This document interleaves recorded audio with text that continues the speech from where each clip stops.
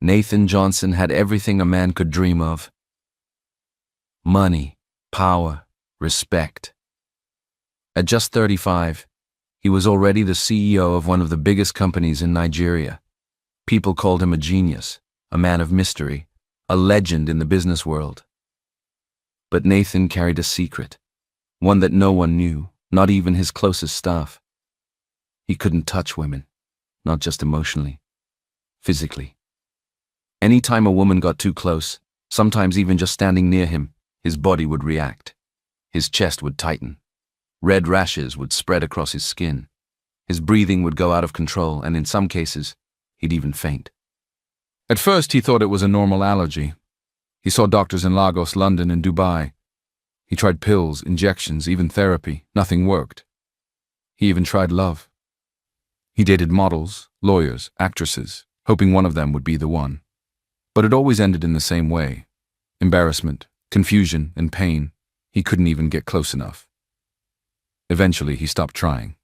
He locked that part of his life away and focused only on work. To the world, he was just a workaholic billionaire who didn't have time for relationships. But to Nathan, it was safer that way.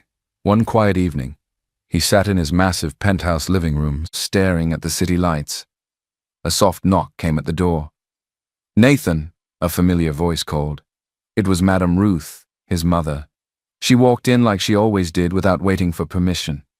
She was dressed in her usual lace blouse and wrapper, her silver earrings jingling softly. She didn't sit. She stood right in front of him, arms folded, looking him straight in the eyes. "You think I won't talk, Abby?" she said. "I've kept quiet long enough.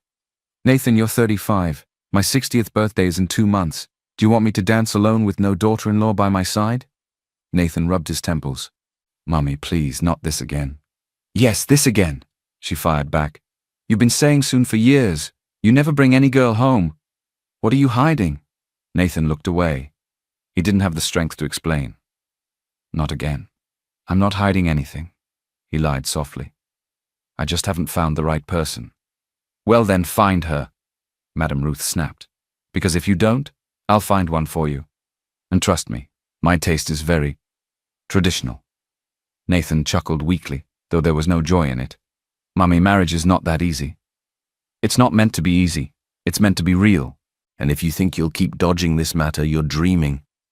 I want to see my daughter-in-law before I clock 60. She dropped a small envelope on the table beside him. "What's this?" he asked. "A list," she replied, "of single, well-behaved girls from respectable families, in case you don't have time to look on your own."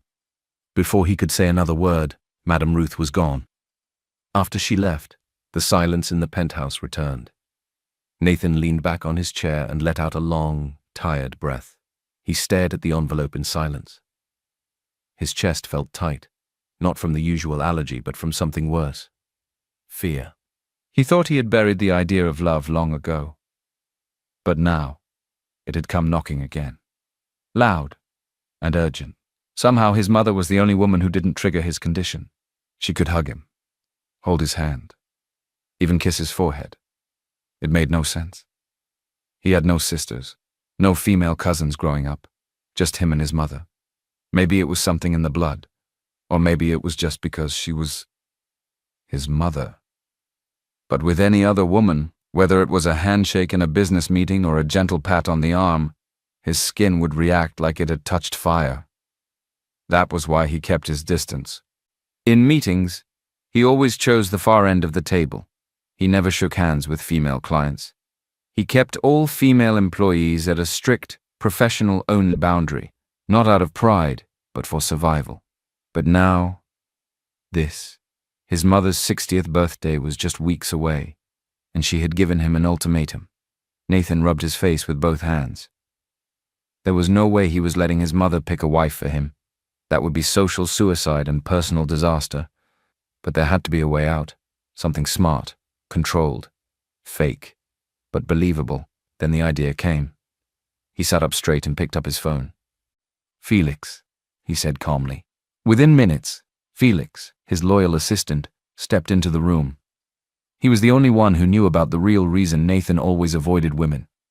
He was a short, fast-talking man in his early 40s. always dressed neatly, with glasses that slid down his nose every 10 minutes. Yes, sir? Nathan folded his arms. I need you to arrange something. Quietly. Felix raised an eyebrow. Sir? I want you to organize a private interview. A casting, actually, for a woman. Felix blinked, confused. For what exactly? Nathan stood and walked slowly to the large window overlooking the city. His voice was steady. I need someone who can act. Not too dramatic, just real enough to convince my mum that she's my girlfriend. Felix's mouth dropped open. A fake girlfriend? Nathan nodded. Yes, one who can play the role well. Smile when needed, say all the right things. Just for a few weeks. Felix was quiet for a moment. But sir, what about your... I'll wear gloves if I have to, Nathan interrupted sharply. We'll keep it brief. Public appearances only. No one else needs to know anything. He turned to Felix. It has to be discreet. No loud girls, no social media girls, just someone simple, with a good head on her shoulders, someone who can keep a secret. Felix nodded slowly. Understood. I'll start the process tonight. Nathan sat back down and stared at the envelope his mother had left behind. He didn't need a real wife. He just needed someone who could pretend, convincingly, and then he could go back to his quiet, distant life, alone, but safe. While Nathan and Felix quietly planned their discreet girlfriend interview at the Johnson Towers, life on the ground floor moved at a different pace. And down in the quiet, tiled hallways of the janitor's wing, Anita Ikenna tightened the straps of her cleaning apron and picked up her mop. It was nearly 8 p.m. Most staff had gone home. Only a few lights stayed on in the upper offices. The building was nearly silent, except for the soft hum of machines and the echo of her footsteps. Anita worked the night shift, the shift no one wanted. Tired, hidden, forgotten. But she didn't complain. She couldn't afford to. Her mother was bedridden, battling a long illness that had slowly drained the life from their tiny apartment and their savings. Since then, Anita became the mother, the father, the breadwinner, everything. She cleaned floors, others walked on without care. She scrubbed toilets, emptied bins, and wiped glass walls so clear that the executives on the 10th floor could look through them and never see her. But she was there, always, doing her job quietly, carefully.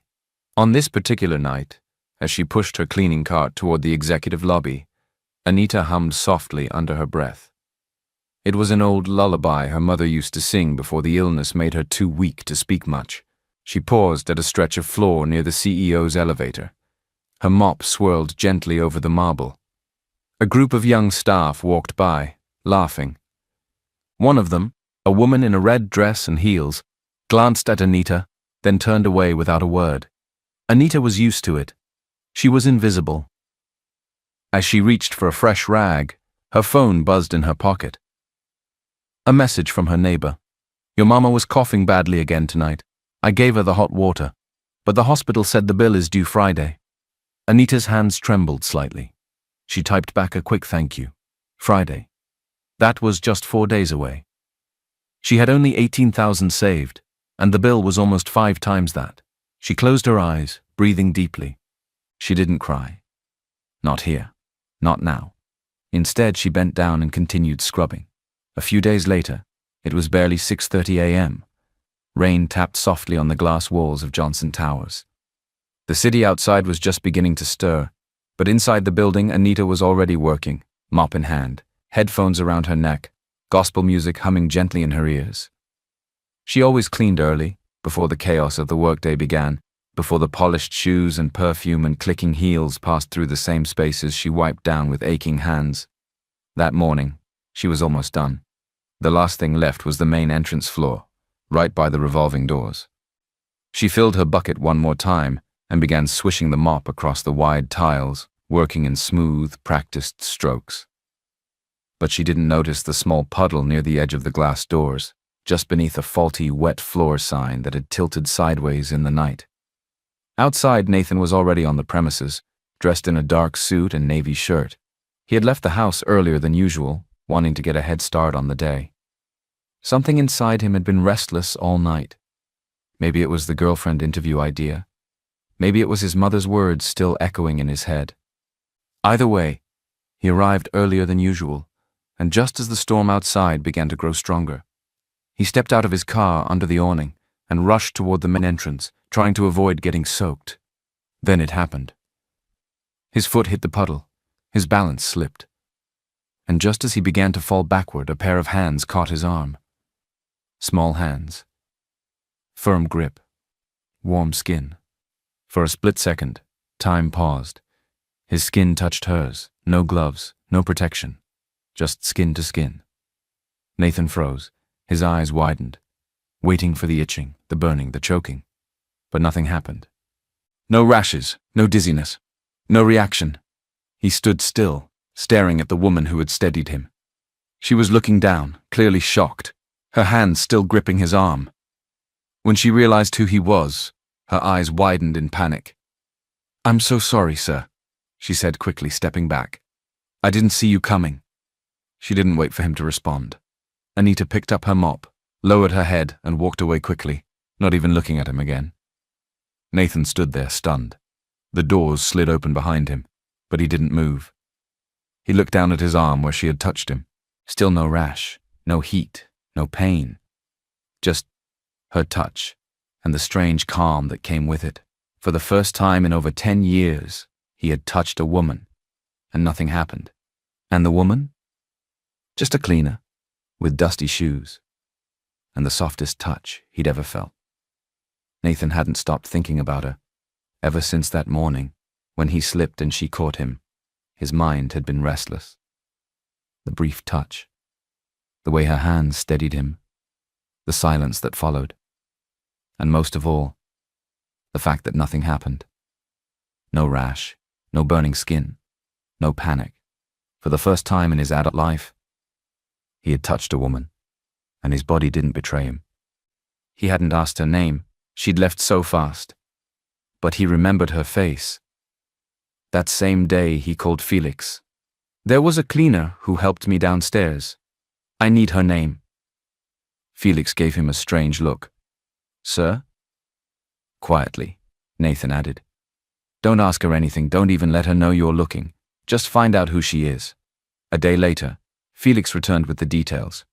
"Her name is Anita Ekena. She's 25. Graduated top of her class in mass communication 3 years ago. Couldn't get a job in her field, so she took cleaning shifts here to support her sick mother."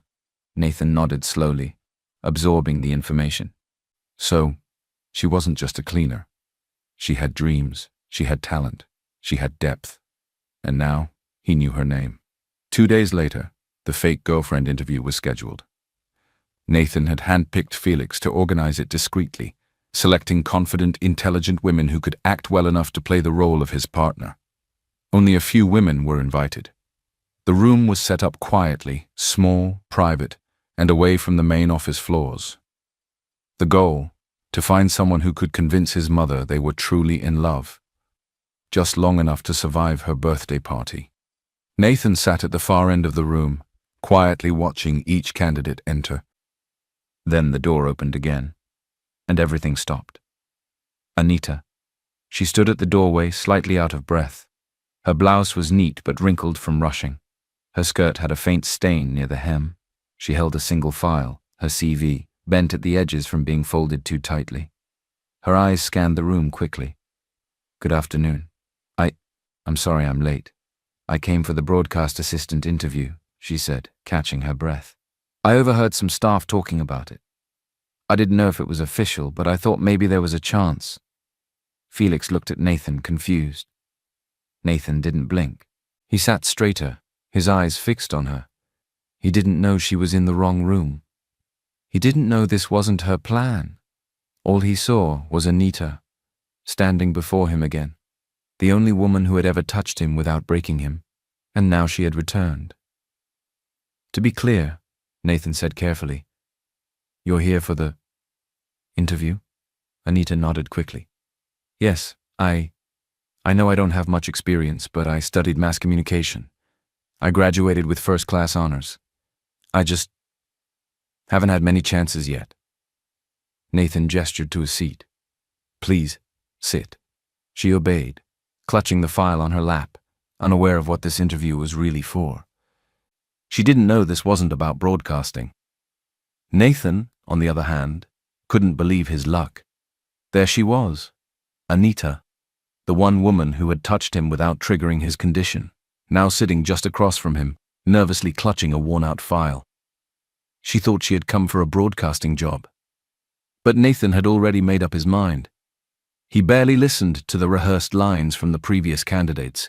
His thoughts kept circling back to Anita. If he could touch her, then maybe she was the perfect candidate for this fake relationship plan. No gloves, no discomfort, no risk of passing out in front of his mother. She was calm, unpolished, real. And her presence somehow settled him in a way no one else ever had. Nathan leaned forward, resting his hands on the desk. "Miss Anita," he said, his voice steady. She looked up, surprised. "Sir?" He paused, then continued carefully. "I need someone to play a role, a temporary one. I'm willing to pay you $400,000 a month, plus accommodations and benefits." Anita's eyebrows lifted slowly. "You'll stay by my side, appear in public with me, pretend to be my partner," he added. A long pause. "What?" Nathan nodded, his expression serious. "My mother's birthday is coming up. She's been pressuring me to settle down. I need someone who can play the part of a girlfriend convincingly, just for a few weeks. It's a business arrangement." Anita stared at him, stunned. Then her eyes narrowed. "Wait," she said slowly. "You want to pay me? To act as your girlfriend?" Nathan gave a single nod. "Yes, that's correct." She stood up, file still in hand. "Is this a joke?" Her voice had lost its nervous tone. Now it was steady, sharp. "You think because I walked in here with my skirt wrinkled and my CV folded, I'm desperate enough to be bought?" Nathan blinked. "No, that's not what I meant." She cut him off. "You want a sugar baby? You think that's what I am?" Her voice didn't shake, but her hands did. "You think because I'm poor and work night shifts, I'll just throw away my dignity?" He stood too, calmly. "No, I think you're strong, which is why I'm offering you something professional, controlled. There's no romance involved, no strings, just a deal." Anita's breathing was heavy now. Her voice softened, but her eyes burned. "Just because I'm poor doesn't mean I'll sell myself," she said. "Being rich doesn't give you the right to mock people like me." Nathan didn't speak for a moment. He looked at her, really looked, and for the first time in a long time he felt something strange. Not pity, not guilt, admiration. She wasn't weak, she wasn't begging. She was standing tall, even in stained clothes, and it moved something in him. "I'm not mocking you," he said finally. "I'm offering a business proposal. You walked in, and I assumed you were applying for this role. You've already proven you're convincing." She crossed her arms. "Because I'm poor?" Anita's words hung in the air like smoke. Nathan stood there, quiet. She stared at him, waiting for a reply. A reason, anything. "Is that why you picked me?" she asked again, her voice a little softer this time. "Because I look desperate?" Nathan opened his mouth, then closed it. He wanted to tell her. He wanted to say, "No, it's not that." He wanted to explain everything, his strange allergy, the reason behind the offer, the truth that had haunted him for most of his life. But instead he stood frozen. It felt too soon, too personal, too risky. Anita's eyes filled with tears, but she refused to cry. She gave him one last look, wounded and proud, and turned around. She walked out of the room without looking back. Nathan exhaled heavily and sat down, rubbing his temples. He had just lost the one person who could help him. And he didn't even try to stop her. His phone buzzed. "Mama calling." Nathan picked it up and tried to steady his voice. "Hello, Mom." "Chukwemeka," came Madame Ruth's gentle voice. "How are you, my son?" "I'm fine, Mom. Everything's okay." She sighed softly. "I'm getting ready to go to the hospital for my checkup. It's nothing serious, just the usual. But I thought maybe this time you'd come with me." "I have a meeting, Mom," Nathan replied, his voice low. "A client. I'm sorry." There was a pause. Then she said, almost in a whisper, "You're not young anymore, Nathan. I'm not asking for much, just to see you settled. to know someone will care for you when I'm no longer here. Nathan swallowed hard. I'll call you later, he said quickly, and ended the call. He leaned back in his chair, eyes closed, guilt creeping over him like a shadow. He cared for his mother deeply. He hated lying to her. But the truth was too complicated. Meanwhile, Anita was trying to find her way out of the building. The elevators were confusing. She had stormed out of the office in panic. She pressed a button that said B1, thinking it might lead to the exit. It didn't. The doors opened into a dark, stuffy garage. The light overhead flickered. She stepped out hesitantly, the air thick and hot. "Hello?" she called out, but her voice echoed too loudly in the silence. She walked forward slowly, clutching her file close. A shadow moved behind one of the pillars. Her heart started racing. Then, a figure stepped into her path. She gasped and froze. "Don't move," the voice said sharply. Her body locked. Panic filled her. Then he added more calmly, "I was just checking the cameras." She blinked in confusion. It was Nathan. He stepped closer, hands raised to show he meant no harm. "I didn't expect you here. Are you lost?" Anita nodded, still breathing hard. "I pressed the wrong button." They stared at each other in the dim light. Nathan took a step closer, and again, nothing happened. No rash, no dizziness, no reaction. He looked down at his hand, then at her face. "That's twice now," he said quietly. She looked at him, puzzled. "What is?" Nathan hesitated. "Nothing, just confirming something." Before she could ask more, her phone rang. She quickly answered. "Hello?" Her face dropped. "What do you mean, cancel the surgery? Please, please don't discharge her. Please give me till next week." The line went dead. Nathan watched as she slowly lowered the phone, her hands trembling. Anita didn't say a word. She simply turned away and walked toward the elevator again. She stepped inside, and just before they closed, she looked back. Nathan didn't move. Something had changed. That night, Anita sat alone by her mother's bedside, watching the old fan spin slowly. 400,000. She had never seen that much money in one place. But it wasn't about greed. It was about survival. Her mother's breathing was shallow. The hospital had already given a warning. If the bill wasn't cleared, they would stop the surgery. She didn't have time. Anita looked down at her phone and scrolled to the number Felix had called her from earlier. She stared at it for a long moment. Then, with a deep breath and teary eyes, she whispered to herself, "Just for a few weeks, not forever." And she pressed call. The next morning came with cloudy skies and heavy thoughts. Anita hadn't slept much. She had spent the night sitting beside her mother's bed, quietly watching her chest rise and fall. Every time the machines beeped, her heart jumped. The nurse had already given the warning, "If payment doesn't come in soon, we'll have to postpone the surgery." She knew what that meant. She knew her cleaner's salary couldn't cover it, so she knew what she had to do. So, just after sunrise, she ironed her best blouse, still worn and slightly faded, tied her hair back, and took a bus straight to Johnson Towers. Nathan was already in his office when Felix knocked. "Miss Anita is here," Felix said. Nathan looked up from his desk, surprised but not shocked. Somehow, he knew she'd come back. "Send her in." Anita stepped in quietly. Her hands were clenched at her sides. Her eyes, though tired, were steady. "I'll do it," she said simply. Nathan looked at her for a long moment, then nodded. "Just for 1 month," she said flatly. "Understood," he replied. "Let's make things clear." He reached into a drawer and pulled out a thick binder. Clean, labeled, heavy. He handed it to her. "What's this?" she asked, staring at it like it might bite. "My manual," Nathan said flatly. "Everything you need to know about me. My habits, my allergies, my daily routines, and the personality rules I follow." Anita flipped it open. The first page read, Rule 1, avoid physical touch unless necessary. Rule 2, never enter my bedroom without knocking. Rule 3, never bring unapproved guests. Rule 4, always play your part when my mother is present.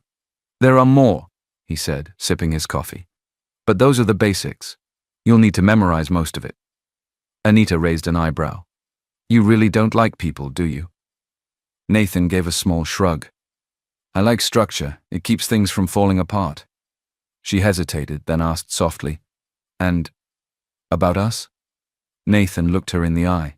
No physical intimacy, no romance, no emotional confusion. This is a business arrangement, Anita. You helped me survive my mother's birthday, and I pay you well, that's all.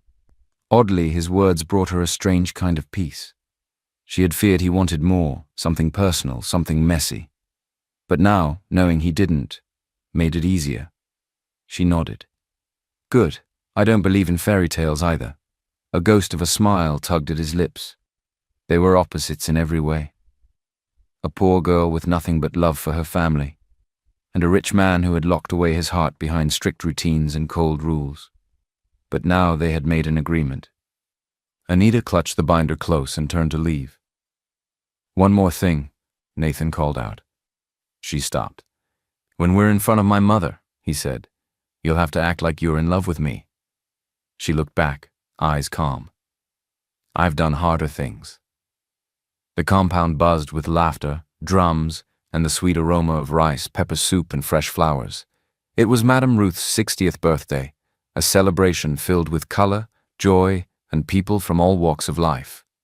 From senators to pastors, old friends to distant cousins, everyone had come to honor the woman known for her wisdom, strength, and unstoppable love for her only son. Nathan stood at the edge of the crowd, stiff in his cream agbada, already regretting his decision to show up early. She's going to talk, he muttered. Next to him, Anita stood in a simple lace gown that hugged her gently. It was second-hand, a little loose at the shoulders, but she wore it with quiet grace. She had barely said a word the entire ride there. You okay? Nathan asked quietly. I've never worn anything this fancy, she whispered. Nathan looked at her, then back at the guests.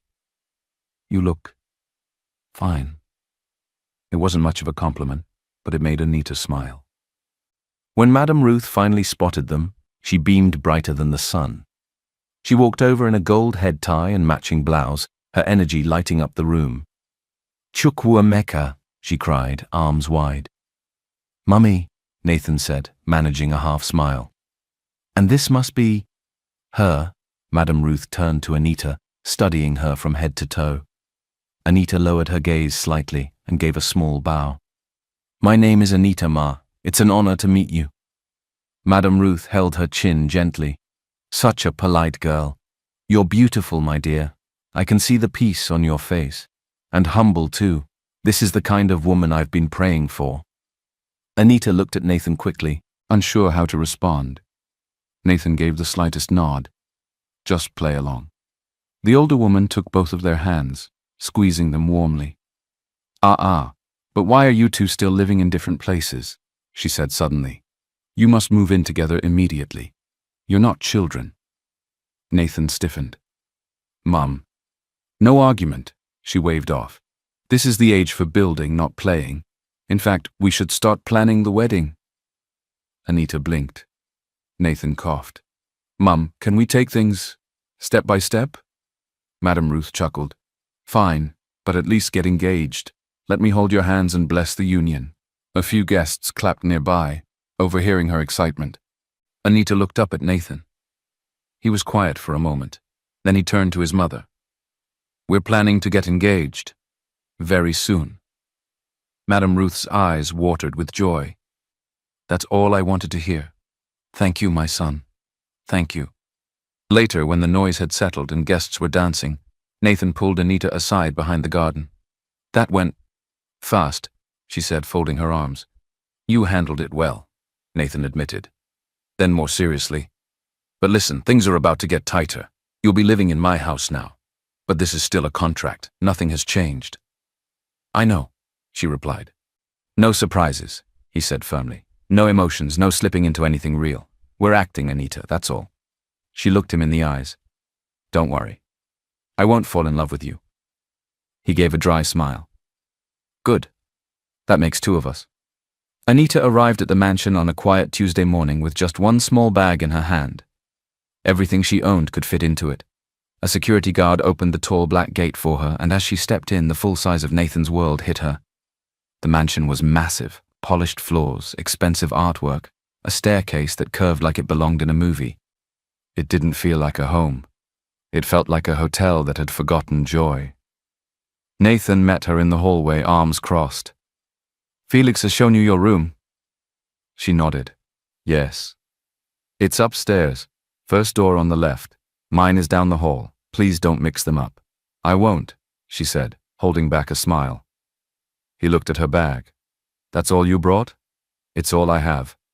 Nathan cleared his throat. "Right. Well, this is temporary." He handed her a small white envelope.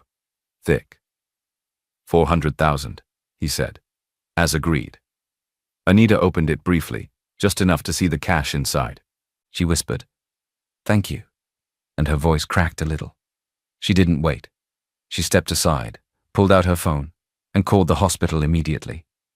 Her fingers trembled as she confirmed the deposit. The nurse on the line said the surgery could now go ahead as scheduled. When she hung up, she turned to look at the man who had made it possible. Nathan was already walking away. Life in the mansion took some getting used to. Nathan avoided close contact like it was poison. He wouldn't sit beside her on the couch. He always stayed 2 steps ahead of her in the hallway, and when she tried to hand him something, like a spoon or a file, he'd find a way to avoid her fingers. Anita didn't take it personally. She kept her distance, kept her space, and learned to laugh quietly to herself when he jumped just because she passed too close. Felix, on the other hand, was enjoying every minute of it. "Sir," he said one day while watching Anita cook in the kitchen, "do you want me to inform Madame Ruth that the house now smells like real food and not reheated takeaway?" "Felix," Nathan growled. Felix grinned and left. Anita's presence began to change things, slowly, like sunlight warming a cold floor. She cooked simple meals from scratch, the kind Nathan hadn't tasted since he was a boy. She made sure Madame Ruth took her medications on time. She reminded the staff gently, always with respect. She brought life to a house that had forgotten how to breathe. Even Nathan noticed it. One night, he came downstairs and found her sitting beside his mother, fanning her gently while humming a soft tune. She didn't know he was watching. He stayed for a moment, hidden by the shadows, watching the way Anita smiled, the way his mother smiled back. No flashy clothes, no pretense. Just kindness. Simple, honest kindness. Later that night, as he passed her in the hallway, he said quietly, "Thank you for taking care of her." Anita looked up, surprised. "You're welcome," she replied. "She's easy to love." Nathan said nothing more. But the silence between them wasn't cold anymore. It was warming, and for the first time since she entered that house, Anita began to wonder. Maybe Nathan Johnson wasn't as hard as he seemed. The house was quiet that afternoon. Madame Ruth had gone for her follow-up checkup, and Anita had just finished folding laundry in the hallway upstairs. She was humming to herself softly when she heard voices coming from Nathan's study. The door was slightly open. She wasn't trying to listen. She really wasn't. But then she heard her name. "Anita is just part of the show," Nathan said. There was a pause, and then Felix replied, "You sure you want to keep calling it a show, sir? Because from where I'm standing, she's doing more than acting." Nathan sighed. "This is what I paid her for, Felix. To help me keep my mother happy. My mom will be here only for a while. Once she goes back home, the contract ends." Felix chuckled. "If you say so." Anita didn't wait to hear more. She turned and walked away quickly, the laundry forgotten in her arms. Later that evening, she sat on the balcony outside the guest room, the breeze brushing her cheeks gently. Just part of the show. She knew what she signed up for. It was a contract, a job, money in exchange for a role. But hearing it out loud from his mouth, it stung. She held her breath and stared at the skyline, blinking fast. Why did it hurt? She had told herself this was just business, that her only reason for being here was her mother. So why did Nathan's words feel like a slap? What exactly did I expect from a man who warned me not to get close? She shook her head. Still, her chest felt heavy. She had to remind herself this wasn't love. It was survival, and she had done harder things. She would keep playing the part. She owed her mother that much. But now, there was a crack in the performance, and she didn't know how to hide it from herself. The next morning, something unexpected happened. A woman from a popular beauty brand reached out through one of Madame Ruth's younger relatives who had posted a photo from the party. The brand was impressed by Anita's natural look, quiet elegance, and modest charm. They sent an inquiry for a small sponsorship partnership, nothing big, just a local campaign promoting natural skincare. Anita couldn't believe it. She had never even imagined someone would see her, really see her in a world filled with filters and perfection. She told Nathan that evening quietly, while clearing the dinner table. I got an offer, she said, avoiding his eyes. A small campaign from a beauty brand. They said they saw a picture of me and liked how I looked. Natural. Nathan froze. A strange emotion stirred in his chest. That's good, he said, his tone tight. I'll still keep to the contract, she added quickly. It won't interfere. I didn't say it would, he replied, sharper than intended. Anita looked up. Are you okay? Nathan forced a smile. Of course. Why wouldn't I be? But later that night, alone in his room, he found himself scrolling through her photo from the party. The soft light on her face, the smile, the calm in her eyes. And for the first time in a long, long while, he felt something he didn't know how to name. Was it jealousy? He had never cared who talked to his past dates. He never checked who looked at them or smiled at them. But the thought of someone else noticing Anita, his fake girlfriend, made something twist inside him. He shut off the screen and stared at the ceiling. This is just a contract, he told himself. She's just acting. But deep down, he wasn't so sure anymore. And just like that, on one sunny afternoon, Nathan and Anita were seated for a photo shoot. It was Madame Ruth's idea. If the wedding isn't coming anytime soon, she said firmly, at least let me see the pre-wedding pictures. That way, I'll know it's real. Nathan had tried to push back. Mom, it's not necessary. But she had already booked the photographer, the outfits, the location, and even sent out coming soon texts to her church WhatsApp group. So they went along with it. Anita stood stiffly in front of the flower wall, wearing a soft blue gown that Madame Ruth had picked. It fit her surprisingly well, hugging her waist and brushing the floor gently. Her hair was tied back in simple braids and she wore light makeup for the first time in years. Nathan stood beside her in a cream-colored agbada, his arms at his sides looking uncomfortable. The photographer clapped his hands. Okay, let's start with the classics. Nathan, please hold your fiancé's waist, gently. Nathan hesitated. Anita looked up at him, unsure. It's okay, she whispered. Just for the photo. He reached out slowly, resting his hand lightly on her waist. No reaction, no rash, no burning. His palm stayed steady. The photographer smiled. Good. Now look at each other. Smile, like you're in love. Anita tried to smile. Nathan tried too. But something passed between them, a weight that wasn't there before. The camera clicked. Now closer, the photographer said. Hold her from behind. Lean in a bit. Perfect. Nathan obeyed, but his chest was tight. Not from nerves, from something deeper. The scent of her hair, the way her back fit against him. It didn't feel like pretending anymore. And now, kiss her on the forehead. Sweet and simple. Nathan blinked. Anita looked at him, caught off guard. It's okay, she said again, barely a whisper. He leaned in slowly and placed a gentle kiss on her forehead. Then the photographer, clearly enjoying himself, added, one last pose, kiss on the lips. It'll be the perfect shot. Anita stiffened. That wasn't part of... I'll be quick, Nathan said softly, more to himself than to her. Before she could fully process it, he leaned in and kissed her. It was gentle, hesitant, not passionate but real. The world stood still. No allergic reaction, no panic, no itch. Nathan pulled away slowly, his eyes fixed on hers. He hadn't kissed a woman before, and this felt so real, not fake at all. The photographer smiled, clearly satisfied. Perfect, that's it.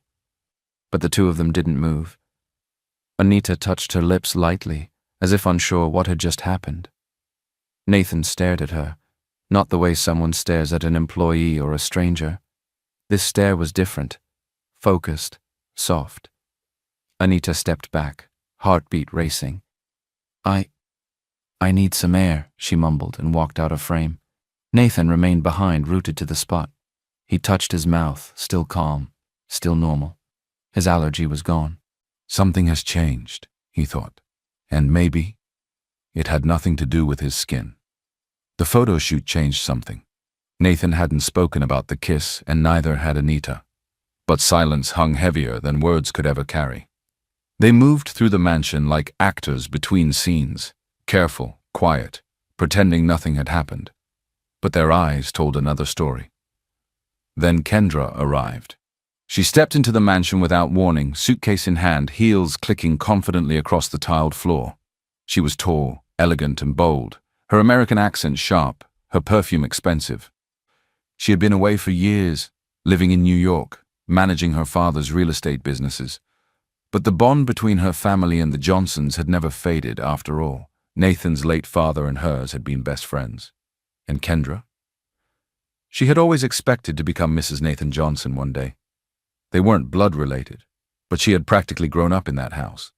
Everyone assumed they'd end up together. Everyone except Nathan. She found him in the hallway, eyes widening with surprise. "Kendra?" Nathan said, stepping forward. "Hi, stranger," she replied with a forced smile, pulling him into a tight hug. "I'm back. For good. You didn't tell me you were coming." "That's how I like it," she said, brushing her hair behind her shoulder. "I wanted to see you first. Alone." Before he could respond, Anita walked out of the sitting room with a tray of tea. She paused mid-step, unsure what she had walked into. Kendra's eyes narrowed. "And who is this?" she asked, her voice calm but sharp. Nathan hesitated. "This is Anita." Kendra turned slowly, looking Anita up and down. Her eyes landed on the simple blouse, the worn slippers, the familiar silence of someone used to being in the background. Then she smiled. "Nice to meet you. I'm Kendra, childhood friend, practically family." Anita returned a polite nod. "You're welcome." The two women stood inches apart, both saying very little, but feeling everything. That night, Kendra didn't leave. She stayed. She acted like she belonged, chatting with Madame Ruth, walking around the house barefoot, and laughing a little too loudly when Nathan passed by. And Anita? She watched it all silently. She didn't ask questions. She didn't complain. After all, she was just the fake one, right? Fake never wins against real. But behind Kendra's perfect smile was something darker. She had overheard the house staff talking. Something about a contract, a fake girlfriend, a deal. She put it together quickly. So that's why he never touched anyone. But now, he's touching her? Kendra's heart boiled with anger. She had waited for years, believed, silently hoped, that one day Nathan would see her. But now, some random cleaner with soft eyes and no pedigree had slipped into his life and his mother's heart. Not on her watch. The next morning, Kendra visited the mansion again, this time wearing a fitted dress, heels, and a smug expression. To everyone's shock, she announced, "Nathan and I used to be a thing, a real thing. I'm just here to make sure the right woman ends up beside him." Anita heard it. She didn't respond. She simply wiped the counter a little harder than necessary. But inside? She felt something she didn't know how to explain. Jealousy. Not because Kendra was beautiful, not because she was bold, but because she had history, and history, Anita believed, was stronger than any contract. Meanwhile, Nathan sat in his office, flipping through a file Felix had prepared. It contained Anita's background, her school records, her CVs, her mother's hospital bills, her past job applications, her unpaid internship certificates, letters of rejection. Nathan stared at one line in particular. She took the cleaner job at Johnson Towers only after failing to get a real position here. He exhaled deeply. She was too qualified to be one, but she took the job anyway. She didn't discriminate and worked really hard, because she just needed to survive. And even when humiliated, she had chosen dignity over desperation. He looked out the window, the photo from their shoot still on his phone screen. Her smile, her eyes, that awkward, honest grace. She didn't just take the contract for money, he realized. She took it for love. Not his, her mother's. And for the first time, the question formed clearly in his chest. Is this what love feels like? While Nathan was still trying to reconcile his feelings, chaos broke out. It started with a photo. A single shot from the pre-wedding photo shoot taken at the perfect angle. Nathan holding Anita close, lips gently brushing hers, both of them lost in the moment. The photo leaked overnight. By morning it had spread like wildfire. Social media exploded. Who is she? Another gold digger targeting a billionaire. She was a cleaner. He must have lost his mind. Poor girl pretending to be a princess. Bloggers grabbed the story. Influencers reposted it with captions like, "From mop to mansion and CEO falls for house help." They dug up old pictures of Anita in her cleaner's uniform, cropped videos of her walking through Johnson Towers, even a screenshot from her barely used Facebook account. But the most hurtful part wasn't the photo. That was what brought about all the negative comments. It was the article that followed it. Don't be fooled by the innocent smile. Sources revealed this so-called fiancé was paid to act the part. While she cozied up to the billionaire's mother and stole hearts at the party, it was all part of a well-orchestrated contract. A cleaner turned actress. How far will some people go for fame and fortune? By noon, #fake fiancé was trending. Anita saw it on her phone while sitting in the hallway, waiting for Madame Ruth's tea to finish steeping. Her hands trembled as she scrolled through the comments. Then she did something she hadn't done since her father's funeral. She quietly packed her bag and left. She didn't say goodbye, didn't wait for Nathan, didn't cry in front of anyone. She just left. Nathan didn't find out until Felix burst into his office. "Sir, she's gone." "What do you mean gone?" "Miss Anita, she packed her things. She left quietly. She didn't even take her second payment." Nathan stood up sharply, heart sinking. "She thinks I let them attack her." Meanwhile, Kendra was already at the mansion, and she was ready to strike. She entered the sitting room where Madame Ruth was reading her Bible and placed a printed screenshot of the leaked photo on the table. "I think it's time you know the truth," she said sweetly. "That girl Anita, she's not who she says she is. She's not Nathan's real girlfriend. She was hired, paid to pretend. It was all a lie." Madame Ruth looked up slowly, calmly. "I know," she said. Kendra blinked. "You, what?" "I knew from the beginning," Madame Ruth said, closing her Bible softly. "I wasn't born yesterday, but she has a good heart.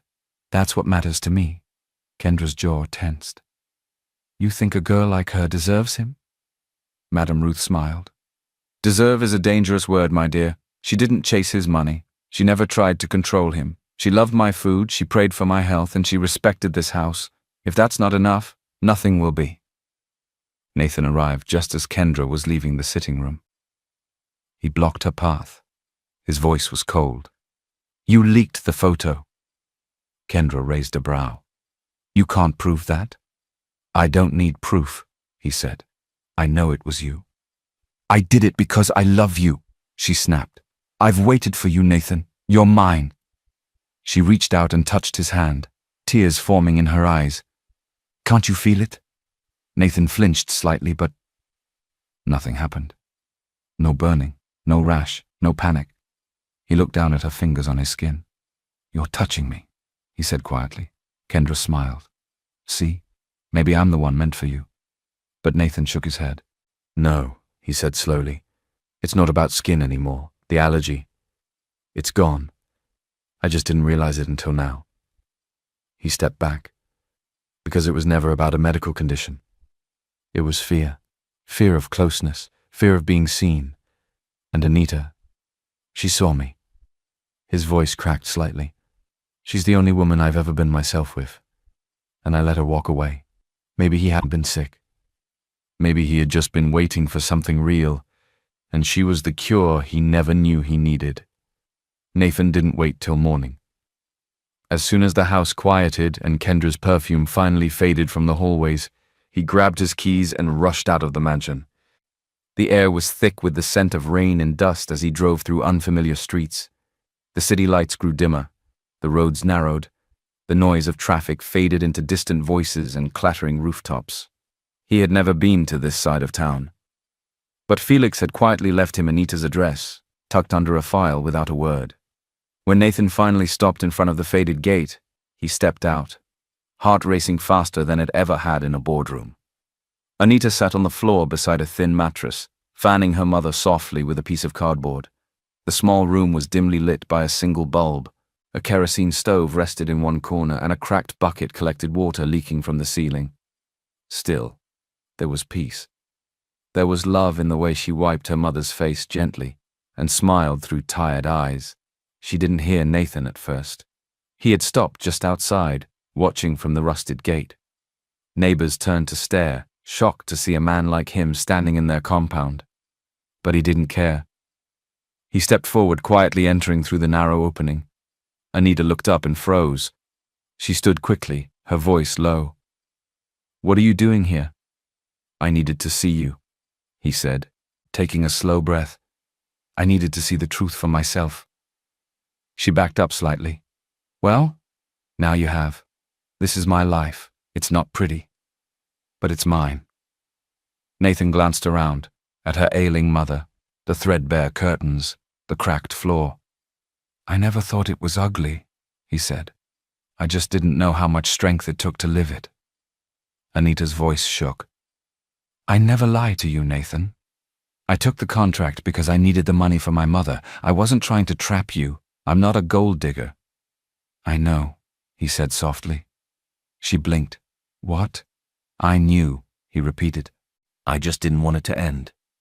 He took a step closer, his voice louder now, loud enough for the neighbors to hear.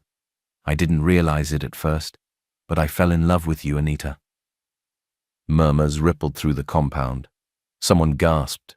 Phones began to rise quietly in hands. "I fell for the woman who took care of my mother before herself, who cooked meals without expecting thanks, who held me when no other woman ever could." He turned toward the neighbors now gathering at their windows, leaning out from verandas and doorways. "I was the man who thought love made me sick," he said with a crooked smile.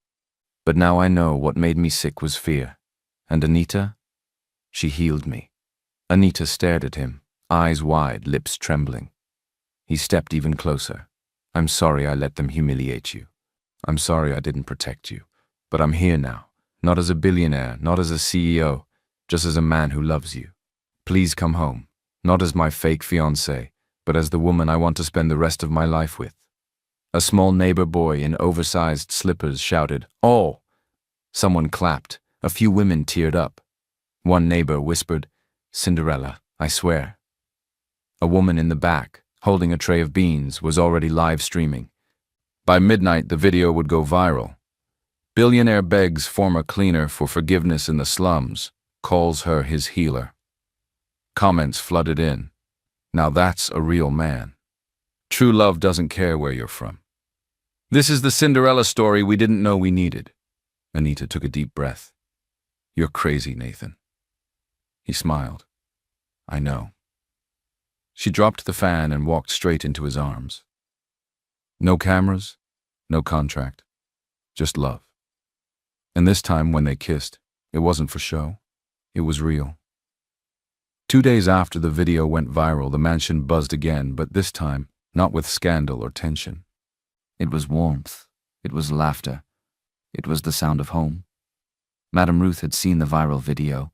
She'd watched it at least 10 times, tears in her eyes every time Nathan said, "She healed me."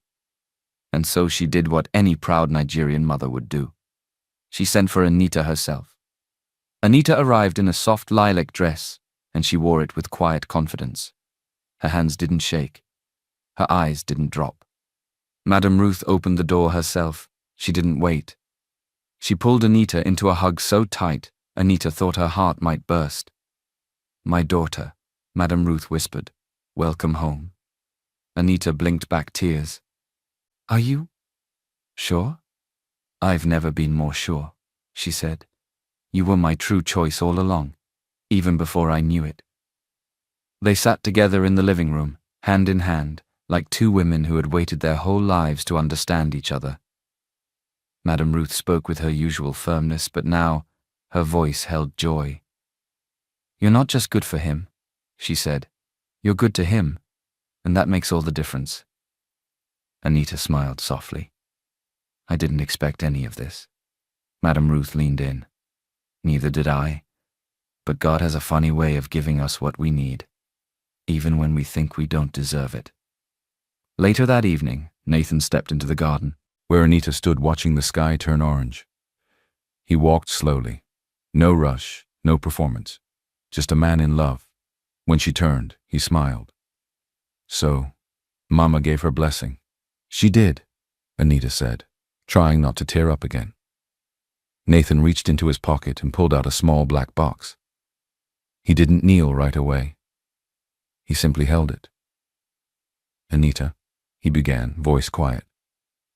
You came into my life like an accident I didn't see coming. She laughed gently, remembering the mop water. I nearly killed you, you mean? Yes, he said with a grin. And you also saved me. Then, slowly, he dropped to one knee. No cameras, no contracts, no lies, he said, opening the box to reveal a small but elegant ring. Just a question. He looked up at her, eyes steady. Do you want to turn fake into real? Anita didn't speak at first.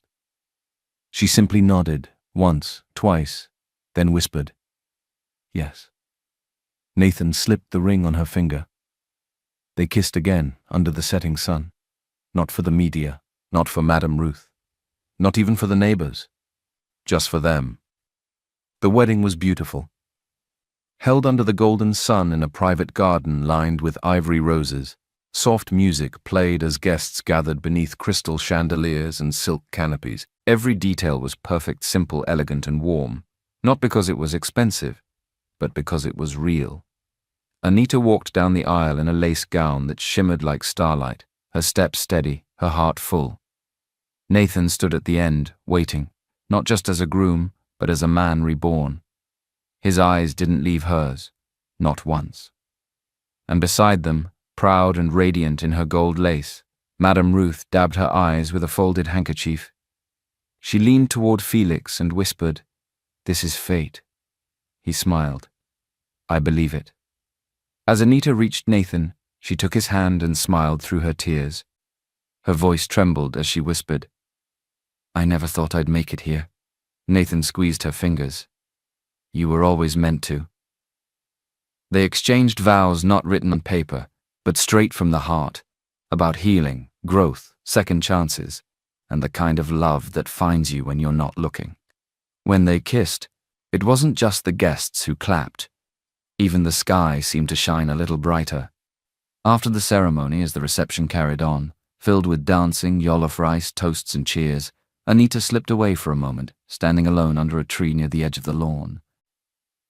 She looked out at the smiling guests, the fairy lights, the laughter, and she thought of the girl with the mop and the cracked phone, crying quietly outside the hospital. That girl still lives in me, she thought, but now she's at peace. Tears filled her eyes, but this time they weren't from pain. They were from gratitude. Meanwhile, on a flight out of the city, Kendra sat by the window, her suitcase beneath her seat, a letter on her lap. She'd finally accepted the truth. She had lost. But not because Anita was richer, louder, or stronger, because Anita was braver. Brave enough to love without pride. She pulled out the letter and read it one last time before handing it to the flight attendant, with instructions to have it delivered to Nathan's office. Dear Nathan, I guess love doesn't always go to the one who waits the longest, but to the one who sees deepest. I thought you were mine, but now I see you were only ever meant for her. I wish you and Anita all the best. No bitterness, just goodbye. Kendra. She leaned back, closed her eyes, and let go.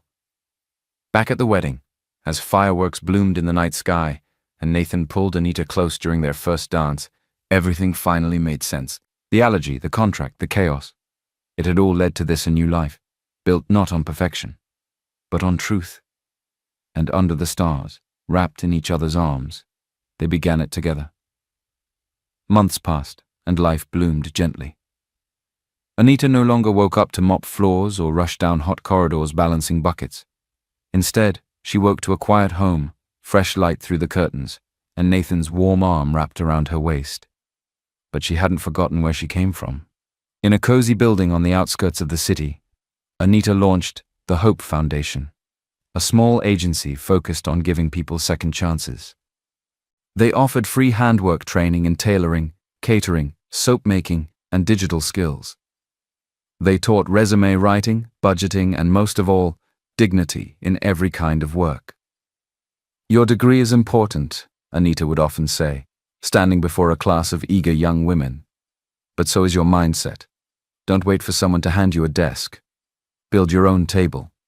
She hired young people who had been overlooked, cleaners, dropouts, girls who had once been laughed at for dreaming. And she helped them rise. Because once upon a time, she had been one of them.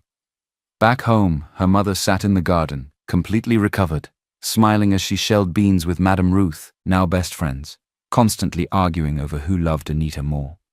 And one sunny morning, Anita came downstairs holding something small in her hand. Nathan was in the kitchen, trying to boil eggs and failing miserably. She walked up behind him, placed the item on the counter. A pregnancy test. Nathan turned, confused. Then he saw the result. 2 lines. He stared at it. Then at her. Then back at it. Then he laughed, the deepest, happiest laugh she'd ever heard. By the time he scooped her into his arms, Madame Ruth had already come in screaming from the hallway. "Did I not say it? I saw it in her face this morning. My grandchild is coming. Eh, God, thank you." Later that night, Nathan sat beside Anita on their balcony, her head resting on his shoulder, his hand gently stroking her belly. "You've changed me," he whispered. Anita smiled.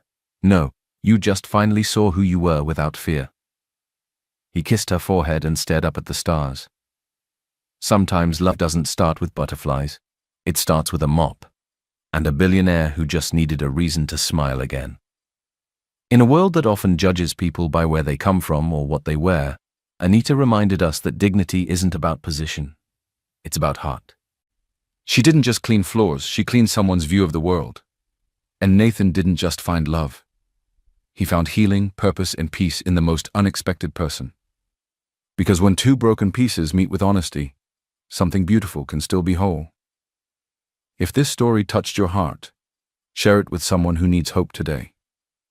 Remember, kindness is never wasted. Like, share, and subscribe to help spread more stories of love, redemption, and second chances.